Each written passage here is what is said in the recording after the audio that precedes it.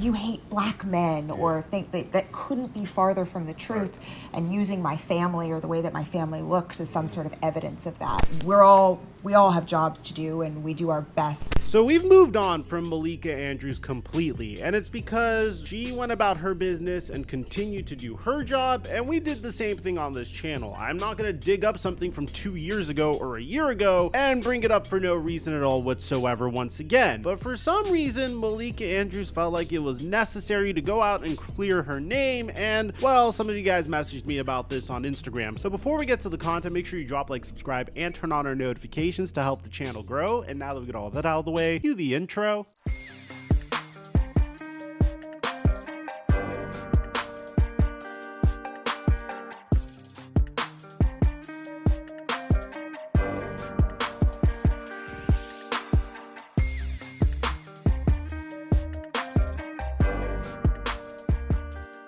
All Nikola Jokic needs is 1 point on Christmas Day for his square to hit, so we just have to pair this with one more square to 3x our money. I was able to do this with Tyreek Hill on Thanksgiving and Patrick Mahomes this past weekend, and I give away all my picks on my Instagram story at TheFlightMike and Snapchat FlightMike Snap. If you want to take advantage of this promo, click on the link in the description down below or use my promo code microphone to get $50 when you make an entry of $5 or more. And thank you, Prize Picks, for the sponsor. Mic check 1 2 1 2. What's going on, everybody? DeMar DeRozan has recently launched a remarkable mental health digital series, which I think is very unique because athletes go through tremendous mental health struggles, and to give them a platform where they could discuss these mental health struggles could be a source of inspiration to fans that look up to these stars. And some of the guests are fantastic. He has Dwayne Wade, Damian Lillard, and Draymond Green. Each of these players went through different types of trials and tribulations through their career, whether it was Dwayne Wade needing to take a lesser role on his own team so he could allow a better player to join him so they could have more success, Damian Lillard and his loyalty to Portland before getting traded to Milwaukee, and Draymond Green with his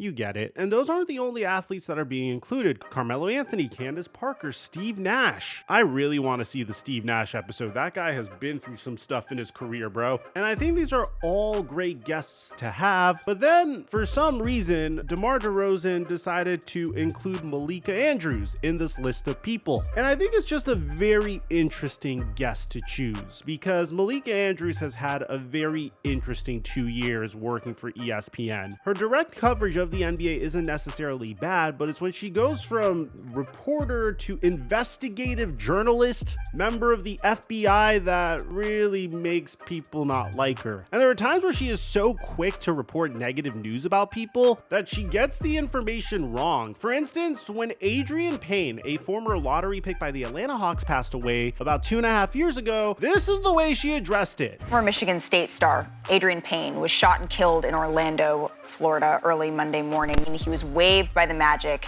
after he was named in a report by ESPN's Outside the Lines that he'd been involved in an alleged assault at Michigan State in 2010. No charges were filed in that case. And you know what bothers me so much about the way she reported this? She didn't even take a moment to acknowledge why Adrien Payne passed away, because the reason he passed away was actually very heroic and very tragic. It doesn't take that much research either. ESPN posted an article about it. Former Michigan State basketball star Adrien Payne fatally shot while trying to prevent a domestic dispute, police investigation reveals. Former Michigan State basketball star Adrien Payne was shot and killed in Orlando, Florida early Monday while trying to help a woman engaged in a domestic dispute. Lawrence Doherty pleaded not guilty after being arrested on first-degree murder warrant in the shooting. Court documents filed in the Orange County Sheriff's Office's investigation state that Payne and his girlfriend, whose name was redacted in the report, went to the home of Doherty at the request of Doherty's girlfriend, Tatiana Mesa. Payne's girlfriend said Mesa had called her to intervene in past disputes with Doherty to prevent any physical violence. Payne and his girlfriend were parked near the home of Doherty, who arrived with his father in his father's car. Doherty, per witnesses, approached Payne near his vehicle. Doherty and witnesses offered different accounts of what happened next. Doherty, who is 5'8", told authorities that he felt threatened by the 6'10" Payne because of his size and claimed that Payne told him, "I'll smoke you, bruh," during an argument. He said Payne started to reach for what he thought was a weapon before Doherty walked into his residence, retrieved a gun, and fired a single shot to kill Payne. But no firearms were found in Payne's vehicle. It's truly a tragic misunderstanding, but Payne was there for good reason. He is an intimidating 6'10" presence that was just trying to prevent any physical violence. But Malika Andrews feels like it's a little bit more important to mention the allegations levied against Payne in 2018, and this isn't the only incident of her doing this.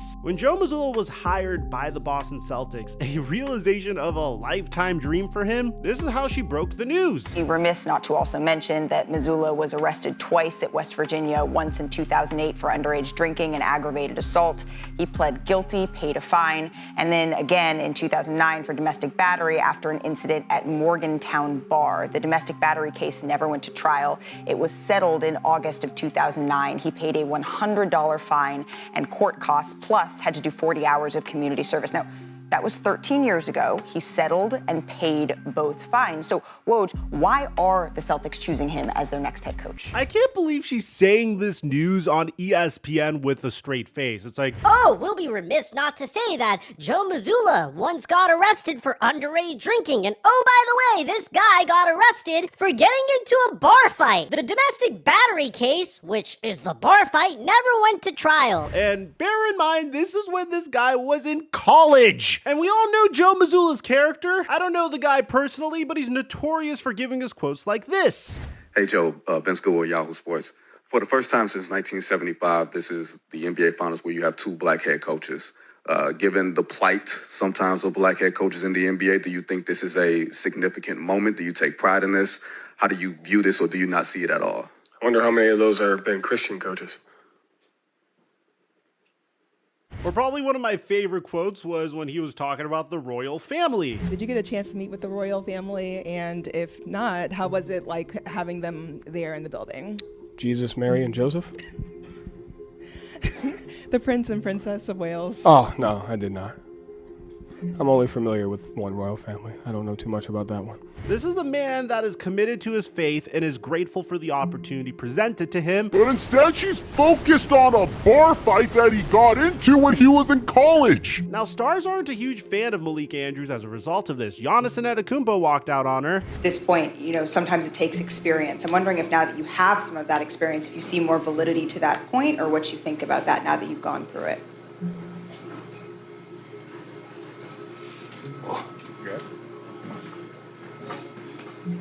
And of course, the very cherry on top was the way she handled Brandon Miller getting selected number 2 overall in the 2023 NBA draft. Bear in mind, this is a fulfillment of a lifelong dream for Brandon Miller after a very difficult year. So what is she saying to a national audience as this is all going down? Well, Miller, his name did surface in court testimony involving a case where his former teammate and another man, they've been indicted for capital murder in the fatal shooting of 23-year-old Jamia Harris in January. The University of Alabama has described Miller as a cooperating witness. How is this factoring, if at all, into how teams are evaluating him? Yeah, Malika, part of the I don't think it would be brought up at all if it wasn't for Malika just bringing it up on national television right now. I gotta start wearing suits in these videos again. I wasn't doing it in the summer because it got a little hot in here, but now that it's winter time, it might be time to bring them back. But you guys know, on this YouTube channel, I don't like to play the race card. I don't like to acknowledge race as a motive for someone to do anything. Maybe it is, maybe it isn't. I just don't like my content to go in that particular direction. But then some fans started doing a little digging on Malika Andrews because she's doing all of this digging on these athletes and bringing up their worst moments during very inappropriate times. Some being the greatest moments of their lives, like in the case of Brandon Miller and Joe Missoula. So they did a little digging. They found out that she was engaged at the time to Dave McMenamin. She comes from a mixed race family, and probably the whole icing on the cake was the fact that she took her sweet time to talk about the Josh Giddy incident from Thanksgiving of 2023. Even my man Des Bryant called out Malika Andrews for this. You went out of your way to crucify Brandon Miller on draft day over something he didn't do. Why haven't you said anything about Josh Giddy? I advise you not to make this a black or white thing. Your parents really raised you wrong, and just because you went to a private school doesn't make you any better. You appeal, and I know you're kind, you're just a puppet. I don't know how a former or current NBA player could sit there across from you and look at you with some kind of respect. And the funniest part about this is fans on X couldn't help but notice that she looks miserable as she's reporting this news on Josh Giddy a mere 3 weeks later. That Thunder guard Josh Giddy had an improper relationship with an underage girl. In a since-deleted post, an anonymous social media user claimed a girl who was seen with Giddy in videos and images, some of which include explicit captions, was a junior in high school at the time. Giddy, who's 21, he declined to comment on Friday, and despite the serious allegations, Giddy is yet to miss a game this season, and Thunder coach Mark Daigneault, he said he will continue to be in the lineup, saying, quote, "Just with the information we have at this point, that is the decision we've made. It's obviously a league matter at this point, and the ball is in their court on that." Now, a league spokesperson told me this morning that the NBA is still in the process of gathering information, and we will continue to update this story as the news develops. And even the top comments are saying, guess you didn't see how she spoke about Ime and Brandon Miller when those incidents went down. Now, again, I never wanted to make this a black versus white thing. I just felt like she inappropriately reported very low points about people's lives at the wrong time. It's like someone winning college valedictorian and the person presenting the award is saying, "Here is the best student in the class who, by the way, got caught cheating on an exam twice throughout her career, but the result of that exam was ruled inconclusive, and she was also caught underage drinking before." So the reason I'm bringing all of this up is she went on DeMar DeRozan's show and tried to paint herself as the victim, and that's why I felt like it was appropriate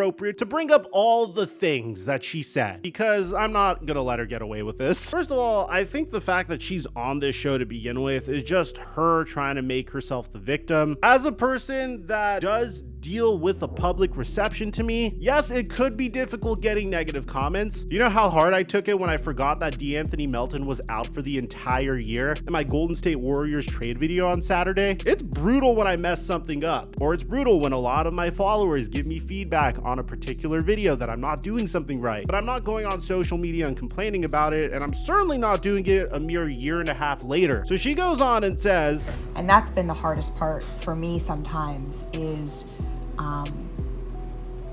stomaching the falsehoods, particularly, you know, this you hate black men, or think that couldn't be farther from the truth, and using my family or the way that my family looks as some sort of evidence of that. And that is just untrue. For sure. And is just unkind. And, you know, we all have jobs to do, and we do our best. I try to do my best to show up every day in a way that you guys know what I'm about.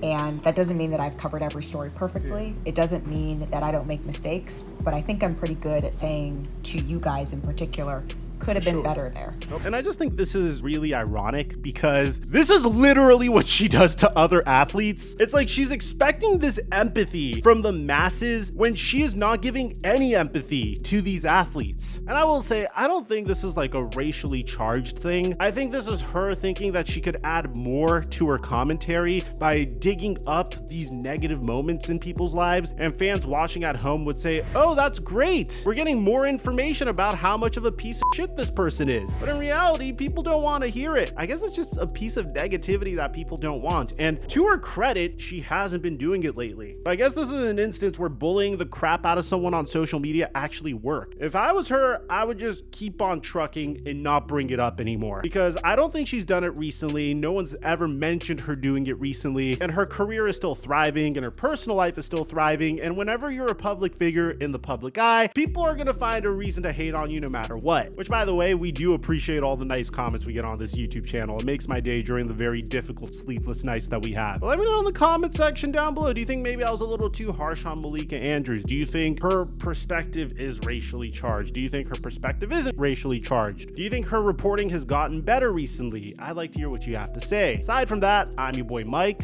I'm dropping her mic until our next upload.